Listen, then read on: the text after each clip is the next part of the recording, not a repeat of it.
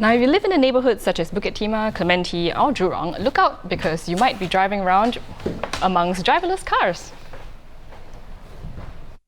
Now, the trial of autonomous vehicles, or AVs, will be expanding to cover all of Western Singapore, opening up more than 1,000 kilometres of public roads for companies to conduct tests. This is significantly more than the 70 kilometres available now in the Buona Vista area. LTA said this will support the robust testing of AVs' capabilities to provide inter-town services and longer-haul journeys in a safe manner. Joining me today to talk about this is the ST journalist Toh Ting Wei. Hi, Ting Wei.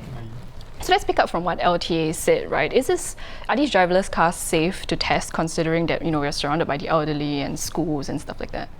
In terms of safety aspects, I think the driverless cars or vehicles that have been approved, they are actually quite safe now because, in some ways, some might argue that they are too safe because, they have been programmed to stop in front of obstacles.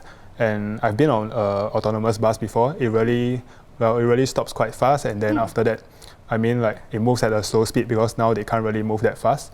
So safety-wise, technically, with what we are looking at, I think it could possibly be safe enough. Experts have also said that the technology might be ready.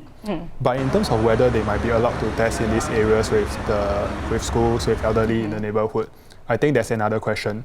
LTA hasn't announced that much details yet because it's only today that they are talking about it, but they have emphasized that it will be a gradual introduction of these expanded trials. So looking at it, I think they will probably start with areas that are probably considered lower risk, where you don't have school children running about, where you don't have elderly trying to cross the road, because for these situations, they can be considered riskier situations. So I think looking at the big picture, maybe one more another pertinent issue that might appear other than safety issues is the issue of maybe traffic congestion.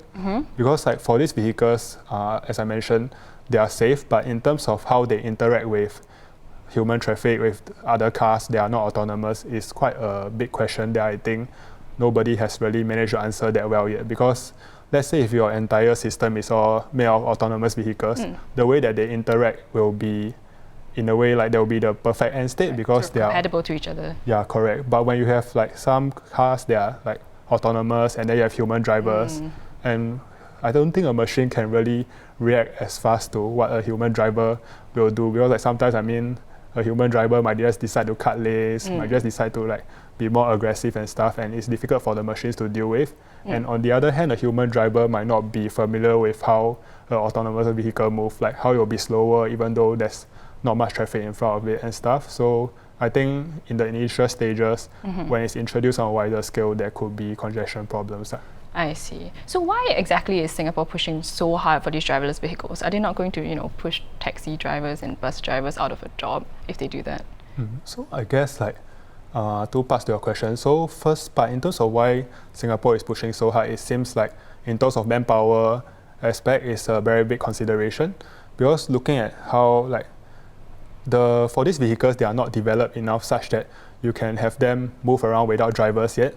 But then in the long term, if you think about it, if you have sort of driverless vehicles for public transport and stuff, you are reducing a lot of dependence on manpower in this particular sector. And for Singapore, we all know there's always a question of manpower crunch. So the existing manpower, there can be other sectors to deploy to and stuff. And it won't completely replace the jobs per se, because it will be just, in a way, there will be some evolution of jobs. There will be need for more technicians, more engineers and stuff. And I think in the short term, when you're talking about the job prospects for, let's say, bus drivers first, like I mentioned, the technology isn't mature enough to have no drivers at the moment. So even though the buses and cars, they are branded as driverless, you'll have to have at least one guy who's called a safety operator there to making sure everything's okay. Yeah, observe the thing. So it's more of a driver there who doesn't drive. But I see. Yeah, so the jobs I don't think will be threatened anytime soon. I see. So it's gradual. We don't know yet. Thanks for sharing more with us, Ting Wei. And if you'd like to read Ting Wei's full story or keep up more with transport, do stay tuned to our website. That's straitstimes.com.